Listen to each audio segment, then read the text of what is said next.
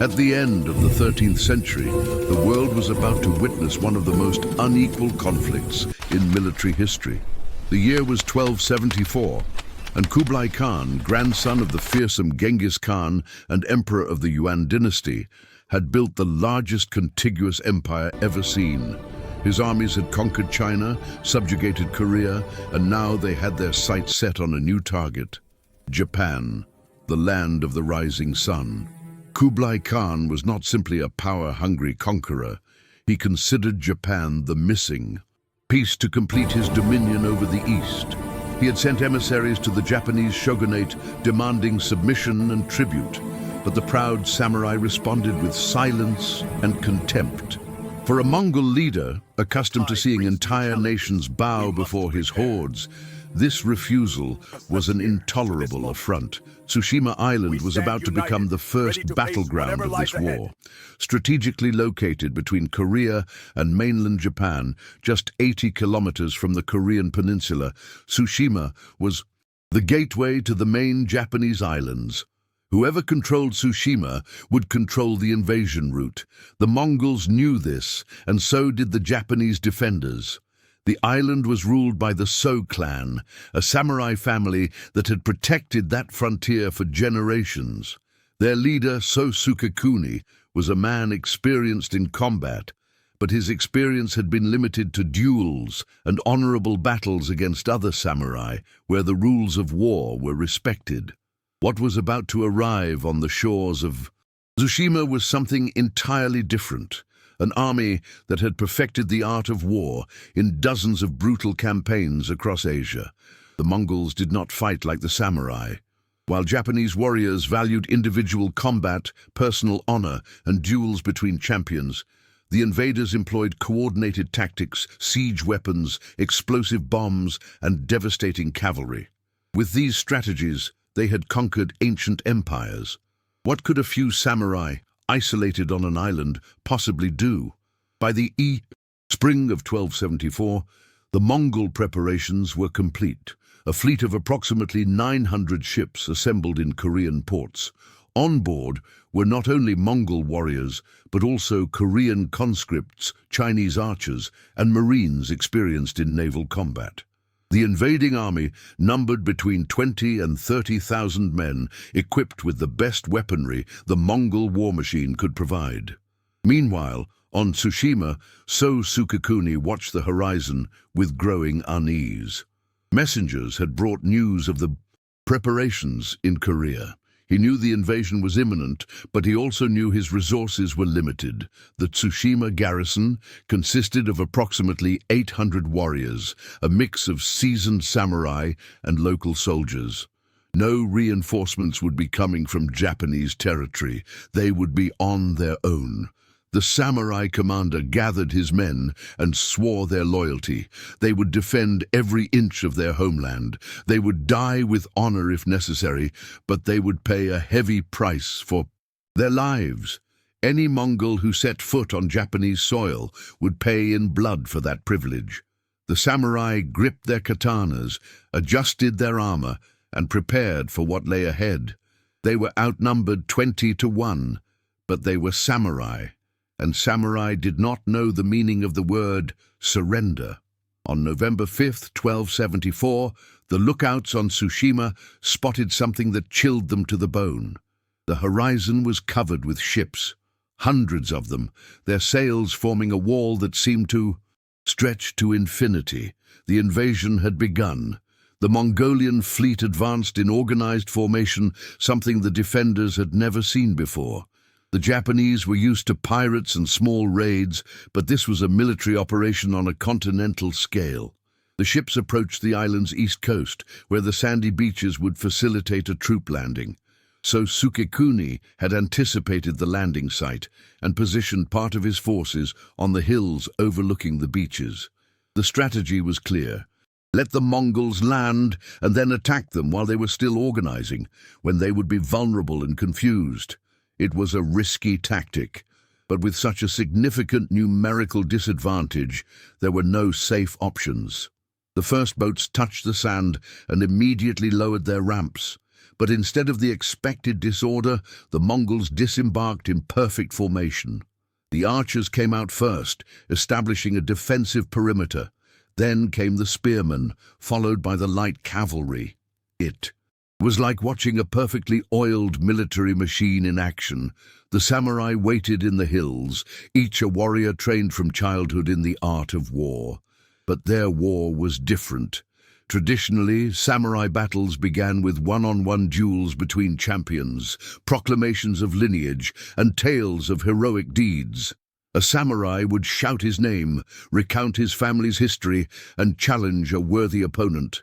This is how men of honor fought. When the Mongols established their beachhead, the samurai attacked. The Japanese cavalry descended from the hills in a spectacular charge. Their colorful armor gleamed in the sun, banners fluttered in the wind, and war cries echoed across the beach. It was a magnificent and awe-inspiring sight, the embodiment of Bushido in action. But the Mongols did not retreat. They did not panic. They did not accept individual challenges.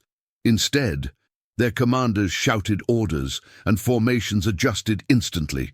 Archers advanced in coordinated groups. And then, something the samurai had never experienced, a rain of arrows so dense it darkened the sky. Mongol bows were different from Japanese ones, smaller, more powerful, and made of composite materials that gave them devastating penetration. Furthermore, the Mongols didn't fire individually, aiming at specific targets, but rather unleashed coordinated volleys, creating a killing zone that no armor could fully withstand. The first samurai charge was decimated even before reaching the Mongol lines. Warriors who had dedicated their lives to hand-to-hand combat training fell riddled with arrows, their cries of defiance cut short to agony. Those who managed to break through the hail of arrows encountered another surprise. The Mongols fought in close formations, protecting one another and using long spears to hold off the cavalry. And then the bombs arrived. The Mongols had learned to use gunpowder from the Chinese and carried explosive devices made of ceramic or iron filled with gunpowder and shrapnel. When these projectiles exploded among the samurai, the effect was devastating, not only physically but also psychologically. Horses panicked, warriors became disoriented, and formations broke. So Sukekuni soon realized that he faced an enemy unlike any he had ever encountered. In this fight there was no honor, at least not in the samurai sense. The Mongols fought to win, using any means necessary. They sought not individual glory, but collective victory. Against this kind of opponent, traditional Japanese tactics were suicidal. The samurai commander ordered a retreat from the beaches. It wasn't cowardice, but survival. He needed time to reassess his strategy, to find a way to exploit the terrain. The hills and forests of Tsushima could neutralize some of the Mongol advantages. But while his forces withdrew, the invaders continued to land, thousands upon thousands of seasoned warriors taking control of the beaches. In the hours following the landing, the reality of the situation became clear to the defenders of Tsushima. Not only were they outnumbered, but they were facing an army with a vastly different level of military sophistication. The Mongols established a fortified camp, sent out scouts to map the terrain, and began to advance methodically across the island. So Sukekuni regrouped his forces in the mountainous interior. He had lost nearly 100 men in the disastrous defense of the beach, and the survivors were shaken. Many had never seen death on such a scale, riddled with dozens of arrows or blown apart by mysterious explosives. Bushido had prepared them to die with honor, but not for this. The samurai commander made a difficult decision. He would divide his forces into smaller groups and employ guerrilla tactics to harass the invaders. They would attack isolated patrols, lay ambushes, and destroy supply lines. They wouldn't be able to win a conventional battle, but they would make the occupation bloody and costly. If they could hold out long enough, perhaps reinforcements would arrive from mainland Japan. It was a fragile hope, but it was all they had. The first guerrilla attacks met with some success. Small groups of samurai, intimately familiar with every path and valley on their island, managed to ambush the Mongol patrols. Archers concealed themselves in the dense vegetation and fired at isolated targets before disappearing into the forest. It was a form of warfare that offended the sense of honor of many samurai, but it proved effective. However, the Mongols had already encountered guerrilla tactics in their campaigns in China and Central Asia.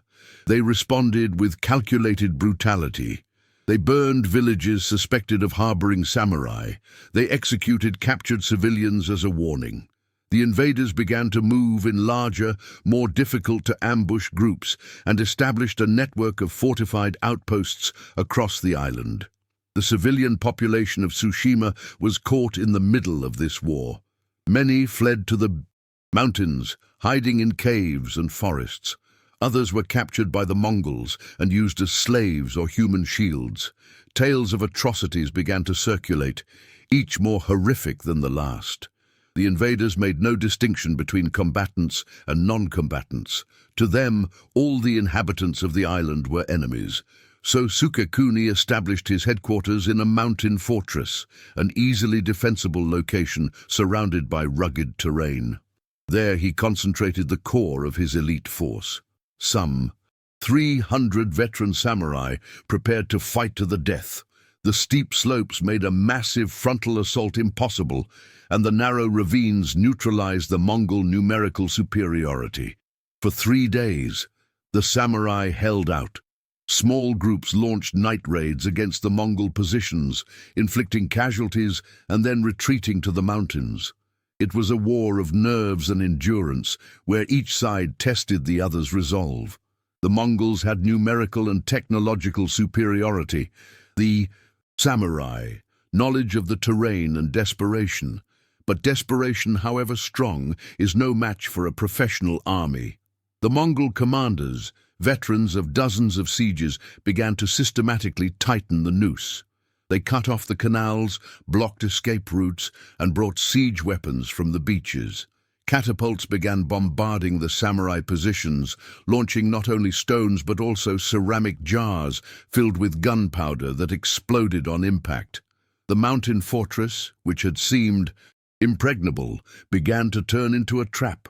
The samurai were surrounded, with dwindling supplies and no hope of reinforcements. Messengers sent to mainland Japan never returned. Presumably they were intercepted, or their ships sunk by the Mongol navy patrolling the waters around the island. On the night of the 6th day after the landing, Sukekuni gathered his commanders. The situation was untenable. They could hold out for a few more days, perhaps a week, but the outcome was inevitable. Some proposed negotiating a surrender, hoping the Mongols would spare the civilians if the samurai surrendered. Others advocated for collective seppuku, dying by their own hand, rather than granting the invaders the satisfaction of victory. But Sukekuni had another idea. If they were going to die anyway, they would die like samurai in combat, taking as many enemies with them as possible. He proposed one last charge, a desperate attack against the center of the Mongol camp. They didn't expect to win, but they could inflict enough damage to make the invaders think twice before attacking mainland Japan. It was a suicide mission, and everyone present knew it, but it was preferable to passively awaiting death. The samurai began preparing for what would be their final battle. They sharpened their swords, wrote farewell letters to families who would likely never read them, and reconciled with their ancestors. The dawn of the 7th day brought with it a dense fog that shrouded the mountains of Tsushima. It was as if the gods themselves were offering a final act of protection to the doomed defenders. So Sukekuni gazed upon his men, the 300 samurai who had remained until the end, and felt a fierce pride. They were the embodiment of Bushido, warriors who had chosen an honorable death over a dishonorable life. The plan was audacious in its simplicity. They would descend from the mountains under cover of fog and attack the main Mongol camp before the invaders were fully awake and organized. The objective was not only to inflict casualties, but to destroy supplies, burn tents, and sow as much chaos as possible. If they also managed to kill some key commanders, all the better. At daybreak, the samurai began their descent. They moved in absolute silence, a practice they had honed since childhood. The fog enveloped them, transforming them into specters gliding down the slope. Each knew he would not return, and this certainty instilled in them a strange, almost serene calm. There was no more fear, only purpose. The Mongol camp was just beginning to stir when the samurai emerged from the mist like demons. The Japanese war cry, "Tenno Heika Banzai," echoed through the mountains as hundreds of warriors charged the enemy lines. The surprise was complete. The Mongol guards fell before they could raise the alarm, tents were set ablaze, and horses were unleashed to sow chaos. For a few glorious moments, it seemed the impossible had become reality. The samurai cut through the camp like a razor blade through paper, their katanas gleaming in the dim morning light, each strike precise and lethal. Years of training manifested themselves in movements that were both art and murder. Some samurai carried torches, setting everything ablaze in their path. Others focused on annihilating as many enemies as possible. So Sukekuni led the charge, his sword already stained red with Mongol blood. He spotted a larger tent, undoubtedly belonging to a high-ranking commander, and charged toward it.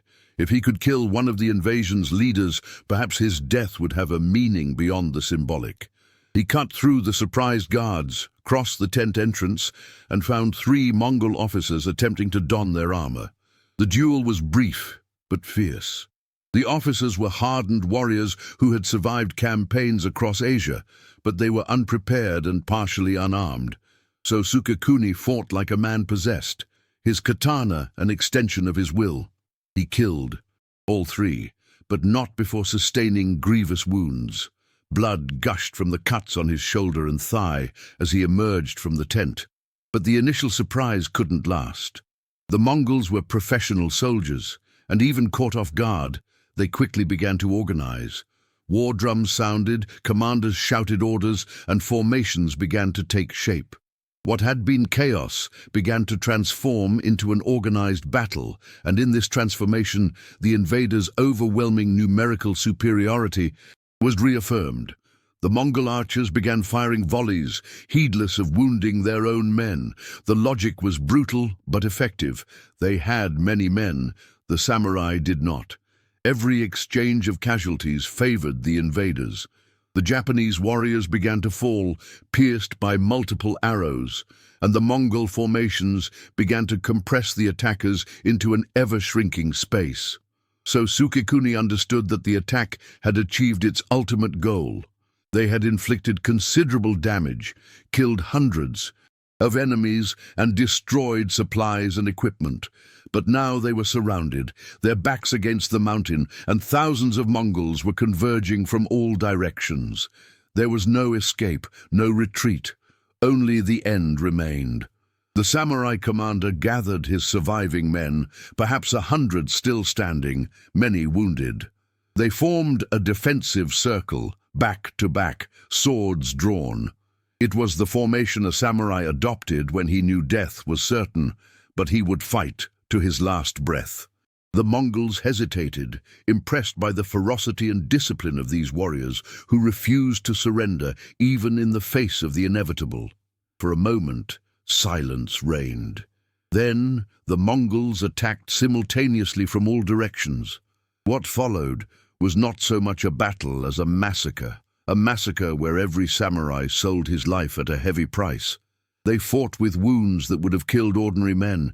They continued fighting even when their limbs were severed.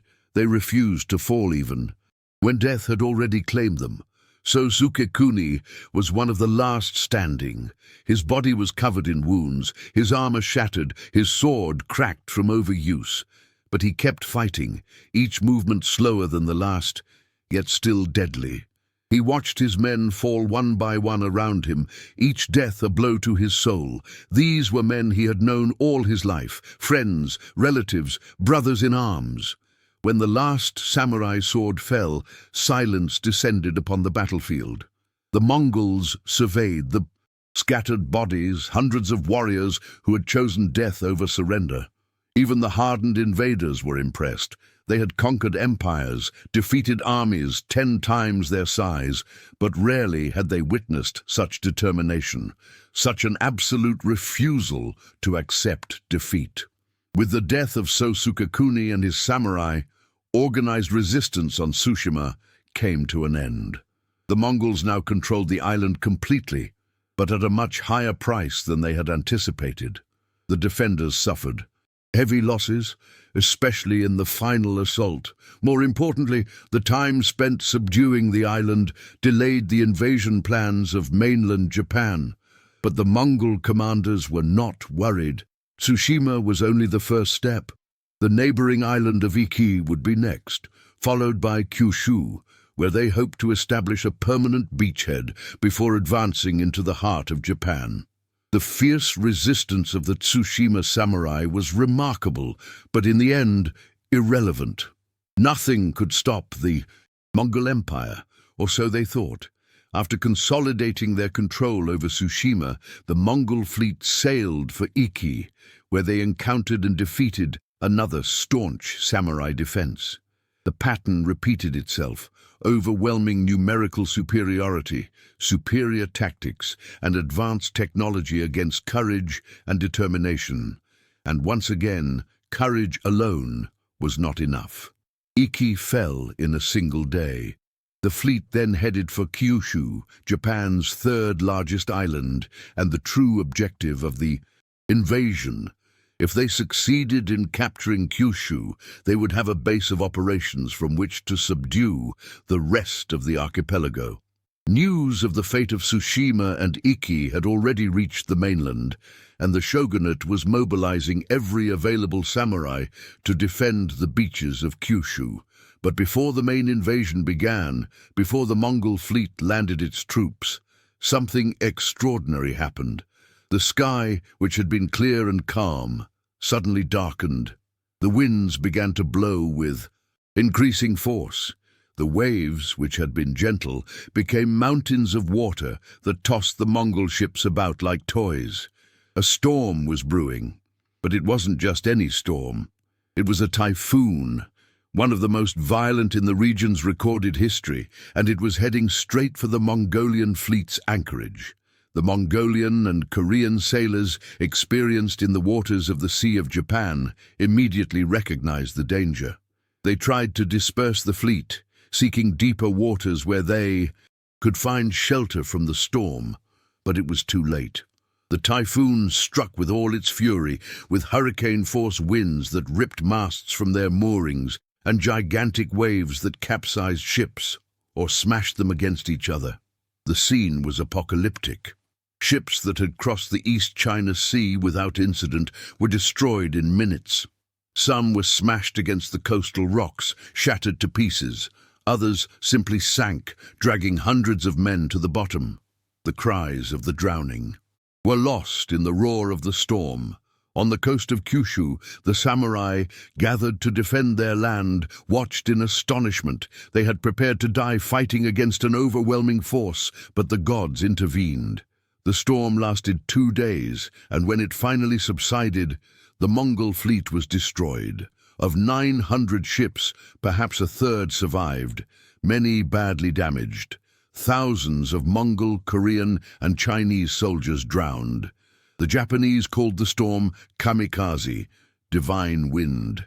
It was proof, they said, that the gods were protecting Japan, that the land of the rising sun was sacred and impregnable to foreign invaders. Faith in divine favor was renewed, and stories of the storm spread throughout the archipelago. For the surviving Mongols, the storm was a catastrophe of unimaginable proportions. Commanders who had conquered empires, who had never known defeat, were forced to order a retreat. Damaged ships barely made it back to Korea, carrying demoralized and traumatized troops. The invincibility of the Mongol Empire had been tested not by an army, but by nature. Kublai Khan, upon receiving news of the disaster, was furious. He had invested enormous resources in this invasion, and the failure was unacceptable. But not even an emperor could fight typhoons. He ordered his advisors to begin planning a second invasion, larger and better prepared. If the Japanese gods wished to protect their islands, the Mongol Empire would build a fleet so vast that not even storms could stop it. But that would be a story for the future. For now, Japan was safe. The sacrifice of the samurai of Tsushima had not been in vain. They had delayed the invasion long enough for the storm to arrive, exhausted the enemy forces, and demonstrated that conquering Japan would not be the easy campaign the Mongols had expected. On Tsushima, amidst ruins and corpses, flowers began to bloom. Nature reclaimed the island, covering the scars of war. The few surviving civilians began to rebuild, erecting shrines in honor of the fallen samurai. So Sukekuni and his warriors became legends. Their stories were told again and again, each time more embellished, but always centered on one fundamental truth. They were few. The enemy was numerous, yet they fought on. The Battle of Tsushima and the storm of 1274 had profound and lasting consequences for both Japan and the Mongol Empire. In the short term, Japan was spared invasion, but the threat remained. Kublai Khan was not a man to accept defeat easily, and everyone knew he would return. The following years witnessed a profound transformation of Japanese military society. The shogunate, surprised by the first invasion, began to fortify the coasts. Walls were built along the beaches of Kyushu, where future landings were anticipated. The samurai were trained in new tactics, learning from the painful lessons of Tsushima about how to fight enemies who did not adhere to the traditional conventions of Bushido. Most importantly, the experience against the Mongols forced the Japanese to reconsider their approach to warfare. Individual combat between champions, so revered in samurai tradition, proved insufficient against armies that fought as coordinated units. New tactics were developed that emphasized group formation and coordination, though they never completely replaced the traditional values of Bushido. Tsushima was slowly rebuilt. The island had been devastated, its population decimated, and its villages burned to the ground. But the Japanese are a resilient people, and the island held too much strategic value to be abandoned.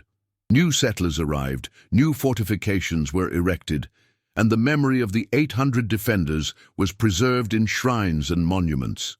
Kublai Khan, true to his word, launched a second invasion in 1281, 7 years after the first. This was a much larger operation, with a fleet of approximately 4,500 ships carrying perhaps 140,000 men.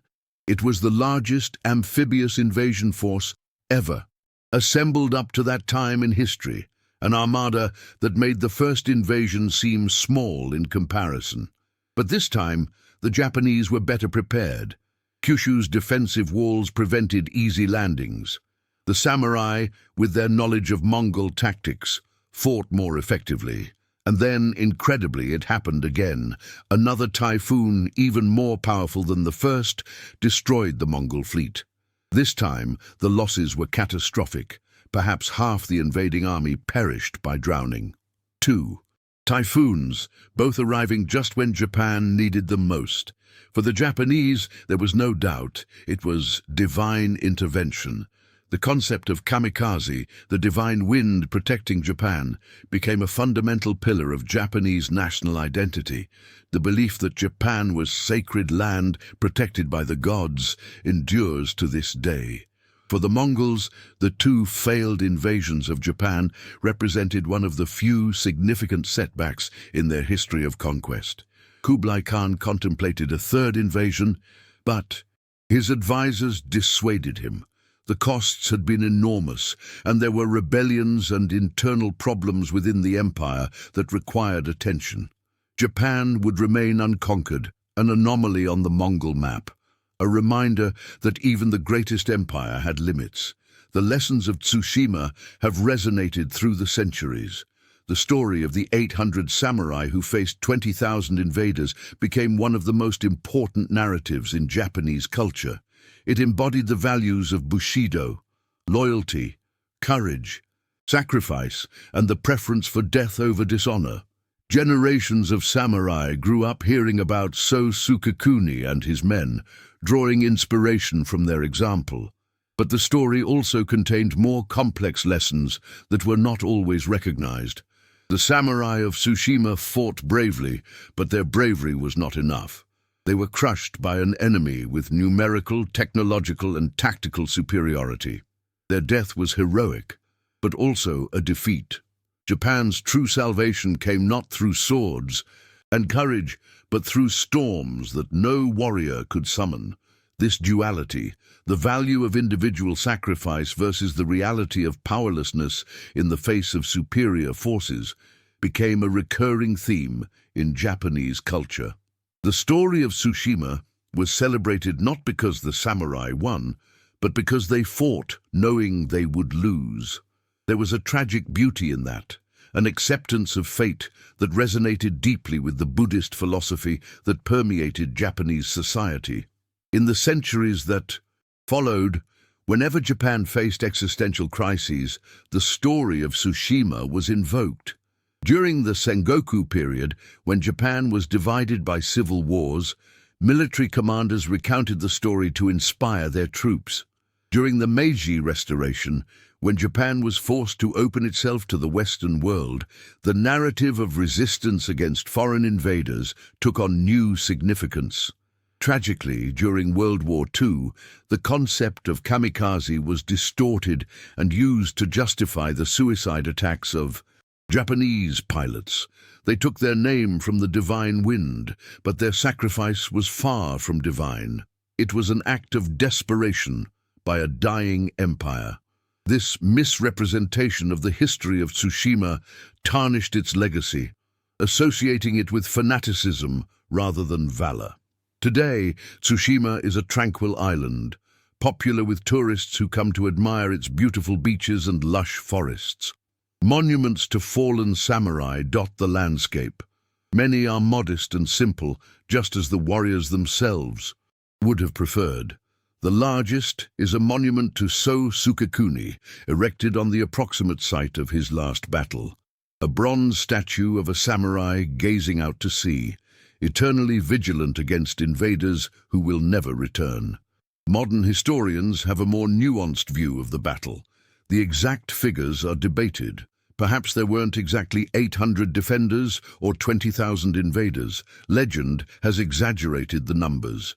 The specific details of the final charge may have been embellished, but the essence of the story remains. A small force of samurai defended their home island against a vastly superior army, fighting to the last man. We now also recognize what medieval chroniclers could not, that the final Japanese victory was not solely due to divine intervention, but to a combination of factors. Fierce resistance on Tsushima and Iki delayed the invasion at critical moments. Hastily constructed fortifications on Kyushu hampered landings. The geography of the Sea of Japan, prone to typhoons at certain times of the year, made naval operations risky. And yes, there was extraordinary luck involved in the timing of the storms. The story of Tsushima teaches us that courage and sacrifice matter, even in defeat.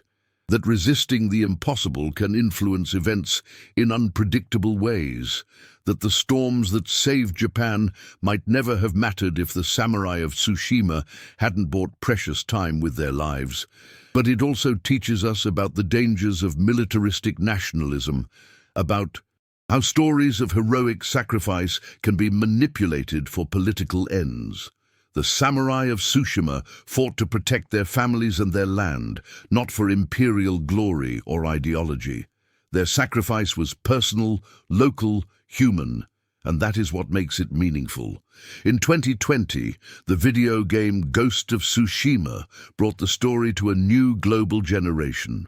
While it took some dramatic liberties, it captured something essential from those terrible days of 1274.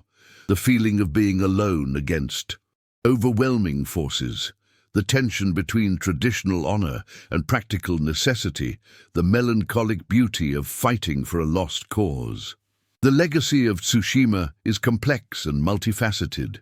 It is a story of courage in the face of certain annihilation, of the inadequacy of traditional values in the face of new forms of warfare, of how small nations can resist empires, even if only temporarily, of divine intervention or extraordinary luck, depending on one's beliefs, of how stories shape national identities for better or for worse. Perhaps the most important lesson is this, that 70 years after the battle, when the Buddhist monk Nichiren wrote about the events of 1274, he did not celebrate the storm that destroyed the Mongol fleet. Instead, he wrote about the samurai of Tsushima, about ordinary men who did extraordinary things, not because they expected to win, but because it was the right thing to do. They knew they were going to die, Nichiren wrote. They died anyway. This is not madness or despair. This is what it means to be human, to choose the right thing over the easy thing, even when there is no hope of reward. 750 years later, on a tranquil island in the Sea of Japan, the wind still blows through the pine trees where samurai fought and died. Tourists take pictures, children play on the beaches, life goes on. But if you listen closely, some say you can still hear echoes of those terrible days. The clash of swords, the samurai's war cry, the roar of Mongolian bombs, and perhaps, just perhaps, the whisper of 800 warriors saying, "We resisted, we fought, we were important." This was the true legacy of the Battle of Tsushima. Not a military victory, but an eternal reminder that courage and sacrifice have value even, especially, in the face of inevitable defeat.